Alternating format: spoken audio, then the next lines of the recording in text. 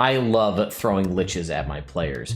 Not only do I get to have an undead that can think for itself, but it's so intelligent and has such a prolonged life that I can play it intelligently, that it knows what it's doing, knows how to counterplay, knows to take down the healer first or things like that, and it's got 20 levels in a spellcasting class, so I have the whole wizard spell list to play with to shut down my party, to have interesting counterplay, minions available. It definitely makes for an interesting encounter, and if your party's not used to fighting enemy spellcasters, why not start with one of the best? Liches to me are the scariest of the D&D monsters. There's just something about them. They're so incredibly creepy. You know, they can live for centuries as long as they're feeding souls to their phylactery. You know, they could bide their time. They could hatch a plan that could take literally centuries to finish, and it would be okay with them. I mean, who wouldn't be terrified of that?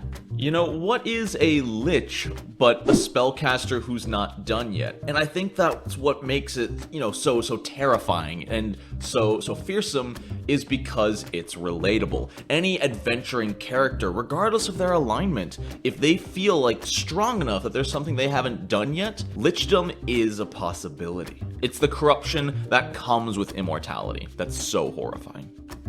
Liches are iconic villains. In the search for immortality, they sacrifice their humanity and become undead. And you can play a lich as arrogant, hyper-intelligent, and a powerful leader that no one, even death, could defeat. But there is a way to defeat a lich, and that brings us to what I think makes liches so iconic. They're powerful, but fearful. Despite the extremes they've gone to, death is still a possibility.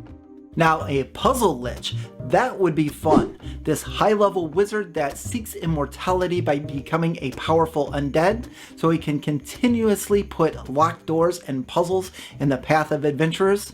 Now that's my kind of lich. The lich is an expression of one of our deepest fears, that of our own mortality.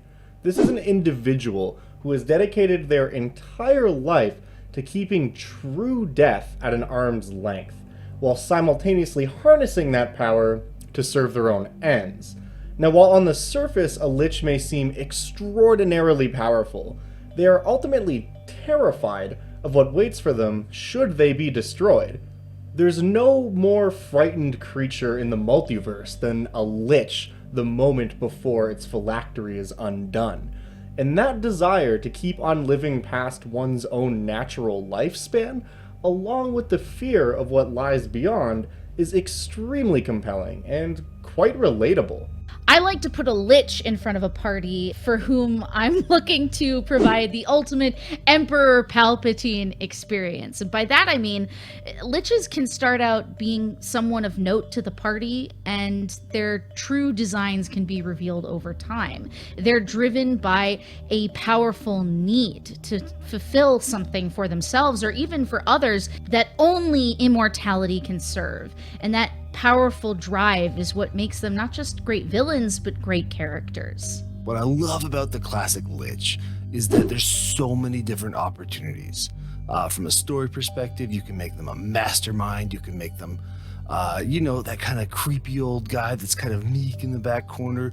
You could even play around with making a good guy, a king that wants to protect his kingdom and isn't willing to step down because he doesn't trust his kids or something like that. What I also love is that to end the thread of a lich, it doesn't necessarily have to be this big epic boss fight. You could turn it into a puzzle itself. I love that you don't have to solve this boss in a traditional way, and that you have a lot of options there. Why are liches so iconic? Well, in D&D and fantasy storytelling in general, there is a big fascination with the reoccurring villain. And few creatures do it better than a lich. I mean, it's an evil wizard who cannot die unless your party specifically seeks to destroy it. So you can theoretically encounter this awesome undead creature an infinite number of times and it will still feel organic, which is just sweet.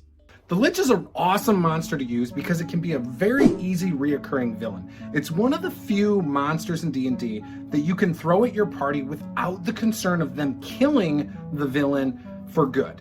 The fact that they respawn from their phylactery in itself makes it such an iconic creature to use.